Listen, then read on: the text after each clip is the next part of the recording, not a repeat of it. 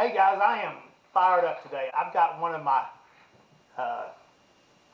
favorites on this call today, and I got to tell y'all, I think she and I are on the same mission, and we wanted to kind of visit. I couldn't think of anybody else to try to help share my mission and her mission run right together. So, you know, I've been wanting to do this no option show, just trying to share stories with people that have maybe had some life challenges, some things that they've had to overcome to push through. And I couldn't think of anybody better than today to have Krista Springs. Krista, I can't say enough. I could go on 30 minutes for the intro, but I'm not. But I will tell you guys just briefly, you got an amazing family, married to Gary. You got in college, and it's turned out to an amazing story with Grant, Garrison, Graylan, three boys, and just an amazing family. So I'm so happy to have you on. But you know, I talk a little bit about her past,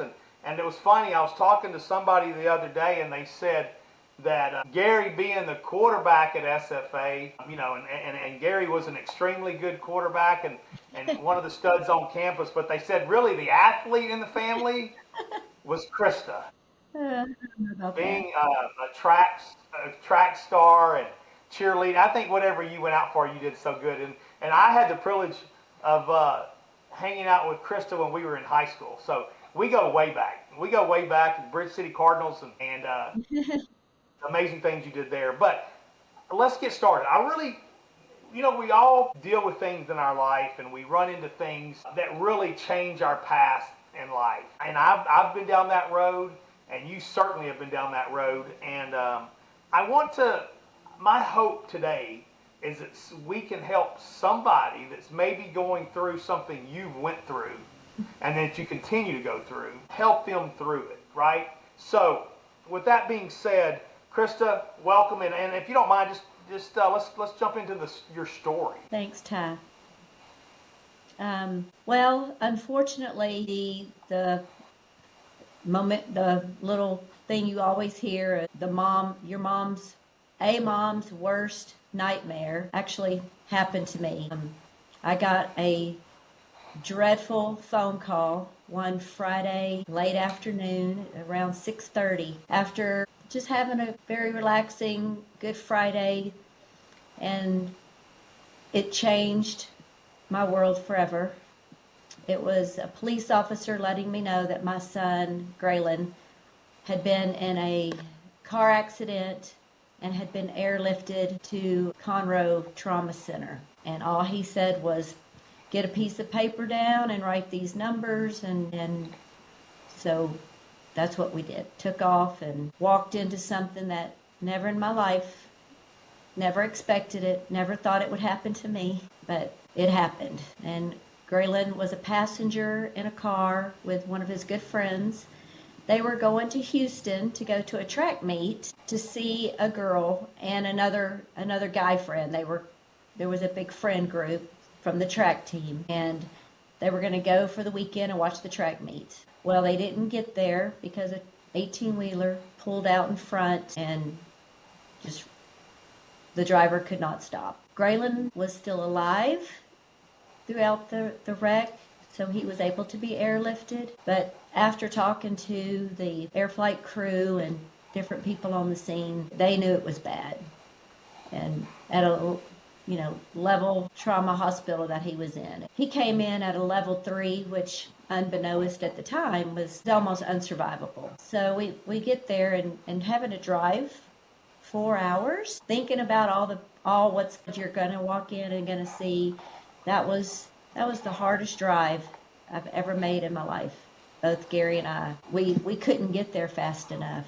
I mean, the car would not go. It took forever. And we walked into just, a beat up baby there on the table with tubes coming out everywhere. And his body was pretty much untouched. The damage was he had blunt force to the head, and that's really it. He had some scratches on his shoulder, but that was it. But when we got there, we met with the doctor who took him in, and showed us his CAT scan and showed us how his brain was just swelling. And my first thought was, let's put a shunt in, let's take some skull off, open it up. And he was like, it's beyond that. So I said, well, great, then we'll just pray for a miracle. If science can't do it, then I know someone who can. And then the next several hours were really bad. We just sat, had to endure looking at him in a very swollen state and laying there lifeless. And then at 2 a.m, he coded 3 more times. And the doctor had told us that the only reason they would keep him and not declare him brain dead as soon as he came in was he had a little bit of activity still in his lower brain stem. So we were just kind of hoping and praying. And then at 2 a.m, he coded again. And the next day they would do a brain test to see if anything else was there. And the test came back negative. This was January 20th of 2023. And the next day was when they declared him brain dead at 4:30 on January 21st. Wow, what a story. Being around you guys and listening to the stories about Graylan have been amazing. Tell us a little bit about Graylan, because I don't think by any means he was the average guy. No, and I do love all the stories out there because, so many more come out after the fact that just make you smile and laugh. But, that was Graylan. He would make you smile and laugh. Anyone who was around him, he had that, just the ability to brighten someone's day, and he never had a bad day. The child was never upset about anything, never in a bad mood. As when you play football, you wake up many, many mornings at 4:30, 5 o'clock, and he would jump out of bed and already have a personality going in the car. Many people talked about depending on what mood he was, he'd have Christmas music playing or country music playing, or I guess whatever got him going that morning. But he was just a kind, considerate kid. Always thought about others first. And I always remember thinking, wow, what a nice kid he is, especially with special needs kids or people who didn't have a big friend group around them. He would join in those groups and make them feel, bigger than life, because he would just join in and brighten up the day for so many. And the stories just keep rolling in like that about how jovial. That's the one word when I think about him now is, he was a walking bright light of joy. That's kind of how everyone describes him. And he cared. He was a great athlete, good student, but he was not above taking care of someone who was sitting alone or was being mistreated. He had no place for bullying. He would always take up for someone if there was something going on, always. He's a lot like Gary. That was my gift. Gary was my gift to find in college and to marry him, because he and Graylan were identical. Their personalities. Kind of Gary's more quiet and Graylan's a little more out, but yet he did have that, he has that mimicking side of Gary. They're twins. That's awesome. Well, I know there's some good traits from Gary, but there's got to be some good traits out of Mama, because you were very, very similar to the way you described him. I want to say though, you mentioned a couple of things like caring. He's very, very much a caring person, wanting to help others. Yes. This is something that's really near and dear to my heart. Obviously, that's why I'm here today, to be able to try to help in this area. Talk about Graylan's decision to be an organ donor. Yep. In the hospital, when they came in and gave the news that the scans showed that there was no more brain activity and they declared him brain dead, Gary and I turned immediately to each other and said, don't you think we should tell somebody that we want to donate his organs?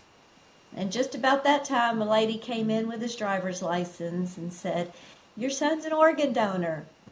And I remember turning to Gary and going, "That's right. Oh my gosh, yes. I actually had forgotten."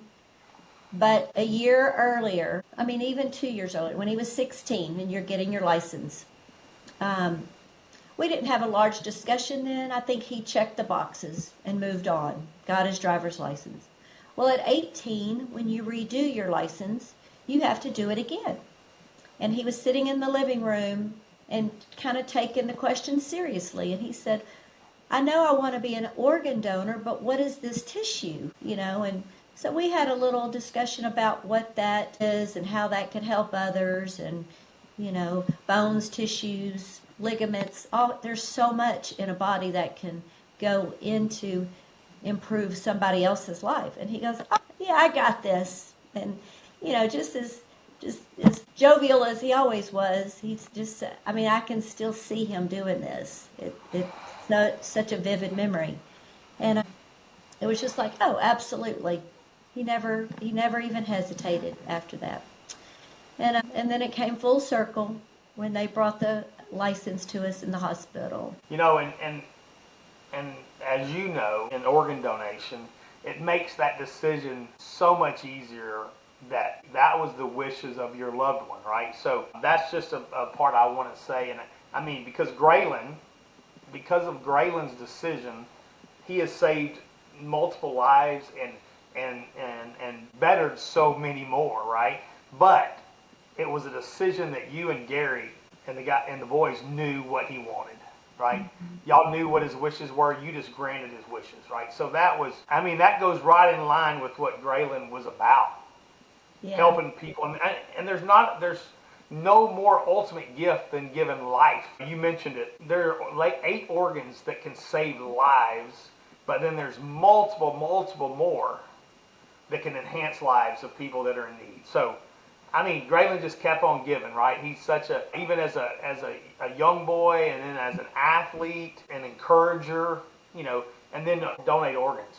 Through such a tragic time, just to think about that, the little bit that he was able to do through that tragic time that made such a huge difference is incredible. I mean, it goes back to kind of who Graylan was, right? It was just an amazing young man. Well, so let's keep on rolling through this, because there's so much more, right? I mean, you talking about taking situations and challenges that we run into. We talk about them. You and I have had this conversation of like, we can quit, right? We can not push forward. But what you have done with this horrible situation is turned it into a really an amazing foundation, the Graylan Spring Foundation, that is in its a little over 1 year of existence, already doing amazing things. Tell us about the foundation. I will. And let me back up and tell you how all that transpired. Even before we left the hospital, we started thinking about, Graylan's love for where he was. He was playing D1 college football at Stephen F. Austin. He had just come home at Christmas and told us how excited he was. He loved it there. He was excited for spring ball to start. So before we even left the hospital, we thought, well, what can we do to honor Graylan and his love and his dream that had come true for him at SFA, to keep his memory and his namesake, just his name alive there. And so we established a scholarship at SFA first, and a endowment. We did an endowment scholarship, and we do a football scholarship to one student athlete. 2 years now. We've awarded a football player 2 years in a row now the Graylan Spring Live Like Graylan Award, and it's one NCAA football scholarship. And then we started branching out, thinking we want to do more. How can we help more and more? So then we sent a scholarship out in our community, in our 4 Points, and some of our SFA community for students here.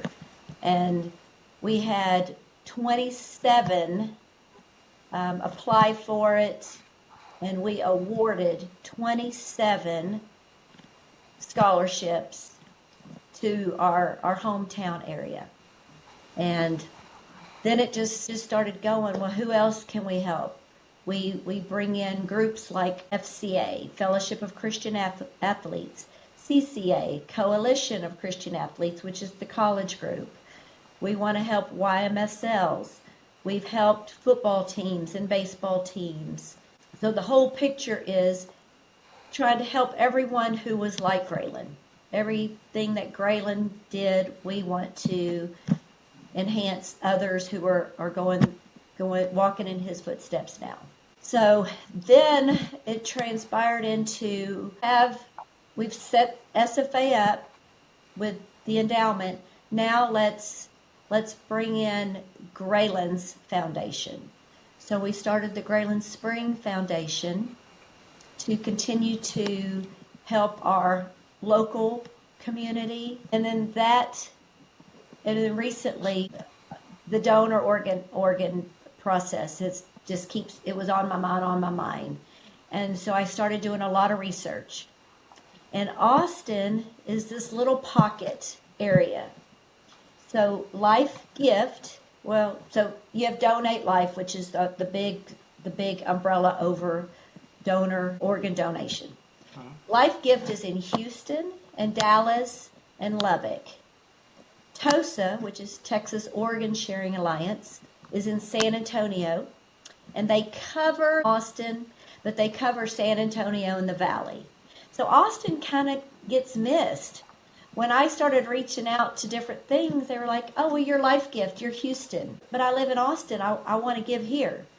So it was kind of this little fine line of, well, absolutely, we want you to be a part of us, but, your son's story is in Houston. So all the things when they honor, like, donors, like the San Antonio group, it's people who've come through TOSA or the Life Gift. No one's in Austin doing anything. So I started looking and started building friendships with other donor recipient moms and sisters and friends. And we all came to the same conclusion that there is a lack of resources in Austin. What can we do in Austin to build this? Well, of course, we can build where every driver's license has the donor heart on it. There's no reason why every person should not be an organ donor. And then, so that's kind of our foundation mission, to sign everyone up to be an organ donor. And then in Austin, our hospitals are branching out, and their Seton Ascension UT hospital downtown now has a brand new abdominal transplant wing. And if you haven't seen it, it's state of the art. It's so nice. I can't wait to see it. So I went and toured that, and people on dialysis and all these things. It's a fantastic facility, and all in one. You don't have to go different places. And so the needs coming out of that, just that wing alone, are, when someone comes in and has a kidney transplant. After it, they need rehab. Their families may need a place to stay. They may need resources. They may need some counseling. All these things. So one day when I was walking out of the hospital, I knew of this little place. It's a house that sits right there on the creek in a rock's throw distance from the hospital. And it's owned by the University of Texas Center. And it's boarded up, it's condemned, but it's a little place where, in some future hopes, maybe we could turn that into something that would benefit organ donors, families, and organ recipients and their families, all taking place in Austin. Kind of I love it. taking baby steps and just raising money and trying to scholarship people. My next thing is to, really start educating people on organ donation, and then trying to branch into something bigger one day. It's a pipe dream, but I'm going to dream it. You got a dream, right? Staying on the foundation, though, last year I had the privilege to be at the foundation event. Amazing. It was an amazing event, and was extremely well attended. The event went well. Is that event going to happen again this year? And tell us a little bit about that.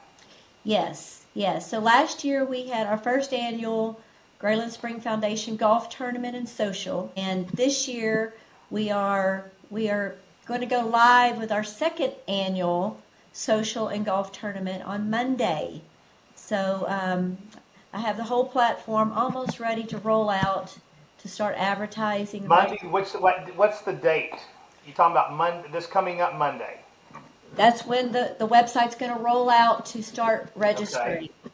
The event is Sunday, June the 1st at the Oasis, which overlooks, our Lake Travis, in their Starlight Terrace room, where we'll have dinner buffet, we have live auction and silent auctions, and then we have live entertainment from Josh Weathers out of Fort Worth, and That's that'll awesome. be really nice.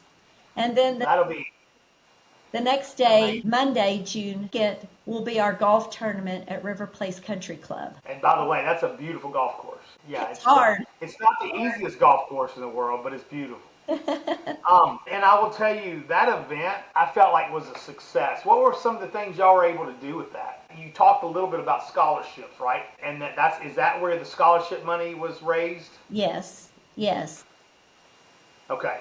We pretty much started there, and it's just become our building block for the things we want to do in the future. Scholarship more educational organizations, scholarship more kids, build awareness and resources for organ donation corporations and the entities. Yeah, that is an amazing event, and I'm super excited for you. I know you talked about a dream, which I think we all have to dream. But where do you see the foundation, and what are your ultimate goals? Well, just dream with us for a little bit. What does that look like? Well, dreaming, I can kind of see us having a Graylan's Place where Okay. TOSA and the Graylan Spring Foundation and a rehab facility, which my background in, physical fitness and athletics kind of comes into play there to do some rehab center and, possibly a counselor on board and have a house where it's right there at the medical center and we service those who are coming right there and all they have to do is walk over. We can house their parents if their children are having even dialysis or even, less than the full surgery or transplant. However we can serve, that's what we want to do. And maybe the house is the dream. There's a lot of things involved and maybe it's not the place that I'm looking at, but it might be something else close by. I'm blown away. I was extremely impressed and excited about the event last year, and It was a just lot the of fun. network of people that you were able to gather and and just and really just love on Graylan and what all he's done and really, you know what, the best thing of this is challenged every one of us that was there to be a better person and I can't say that enough. It was very inspirational to me and thank you for letting us be a part of that because that was Well, I really was cool. so happy that you spoke because, I've known your story a long time. And then when it was directly connected with mine, I thought, well, you need to be a speaker and kind of tell your story, why you're here and, your successes. Well, I appreciate that. You and I it was funny right before we started recording though, we were talking about who would have thought 35 years ago or whatever when we were in high school that we would be on a call today to talk about organ donation and trying to help others through that process. So, like we said, God's got a plan for all of us,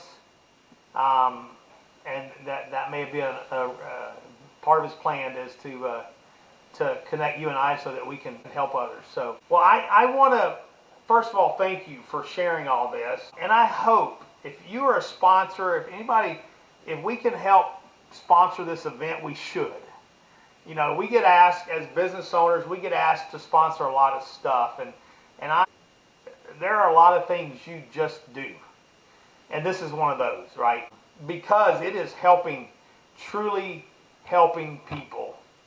You know, and today we need to help people. So I just want to encourage Krista, you and the family to continue on this, and I want to encourage businesses or people that may hear this to get involved, because it is a great organization and it's good people and it's a really good time.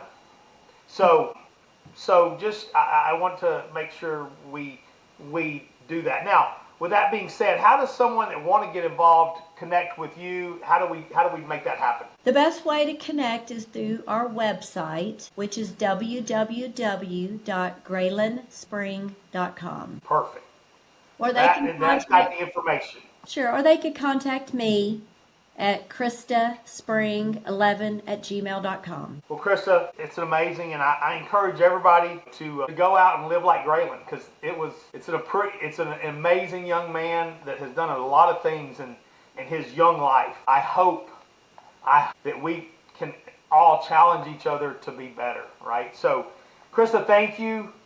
You're an amazing person. I just want to tell you, thank you for what you're doing. I appreciate you so much. I'm so grateful Yes. for you and our friendship. Thank you. All right. You guys take care. Thank you, Krista.